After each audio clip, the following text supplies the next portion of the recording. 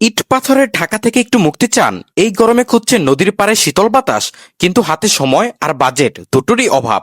তাহলে আজকের এই ট্রিপটি আপনার জন্য। মাত্র 55 টাকার ট্রেনের টিকিট কেটে 40 মিনিটেরও কম সময়ে আমরা পৌঁছে গিয়েছিলাম মাওয়া ঘাটে। পথে উপভোগ করেছি দুই পাশ জুড়ে সবুজ প্রকৃতির সৌন্দর্য, পদ্মা নদীর শীতল বাতাস আর কম খরচে সুস্বাদু ইলিশের স্বাদ। সব মিলিয়ে স্বল্প সময় ও অল্প খরচে দারুণ একটি ডে ট্যুরের অভিজ্ঞতা।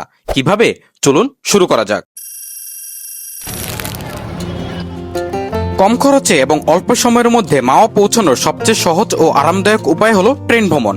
তাই আমরা চলে আসি ঢাকার কমলাপুর রেলওয়ে স্টেশনে। এখান থেকে জনপ্রতি মাত্র 55 টাকায় টিকিট কেটে দুপুর 3টার রাজশাহীগামী মধুমতি এক্সপ্রেস ট্রেনে উঠে বসি। শুরু হয়ে যায় আমাদের মাওয়া যাত্রা। ইট পাথরের ব্যস্ত নগরী আর উঁচু দালানকোঠা পেছনে ফেলে ট্রেন যতই সামনে এগোচ্ছিল ততই গায়ে এসে লাগছিল কোমল আর স্নিগ্ধ বাতাস। জানালার দুপাশ জুড়ে বিস্তীর্ণ সবুজের সমারোহ, মাঝে মধ্যে খাল, বিল আর নদীর মনোমুগ্ধকর দৃশ্য, সব মিলিয়ে পথের প্রতিটি মুহূর্ত হয়ে উঠেছিল উপভোগ্য।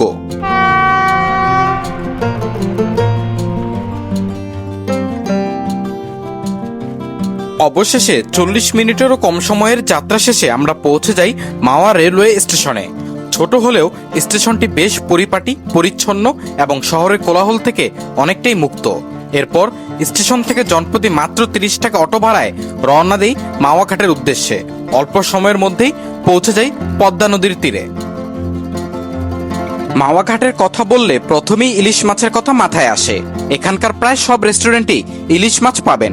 চাইলে পুরো মাছ ভেজে নিতে পারেন, আবার পিস হিসেবেও কিনতে পারেন। সিজন ভেদে দাম পড়বে 100 থেকে 250 টাকা।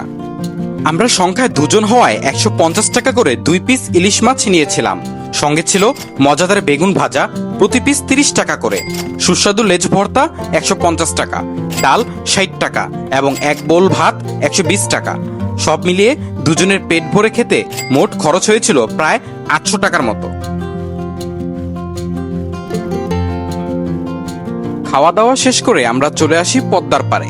এখান থেকে একদিকে উপভোগ করা যায় পদ্মার প্রবহমান ঢেউয়ের মনোমুগ্ধকর সৌন্দর্য, অন্যদিকে দূরে মাথা উঁচু করে দাঁড়িয়ে থাকা পদ্মা সেতুর দৃষ্টিনন্দন দৃশ্য। চাইলে এখান থেকে 100 থেকে 200 টাকা ভাড়ায় ইঞ্জিন চালিত নৌকা বা স্পিডবোটে চড়ে পদ্মা নদীতে ঘুরে আসতে পারেন। রাত নামার আগেই জনপ্রতি 80 টাকা বাস ভাড়ায় মাওয়া থেকে ঢাকায় ফিরতে পারেন। এভাবে অল্প খরচে পরিবার বা প্রিয়জনদের সঙ্গে কাটিয়ে আসতে পারেন দারুণ একটি দিন, আর স্মৃতির পাতায় যোগ করতে পারেন সুন্দর এক ভ্রমণের গল্প।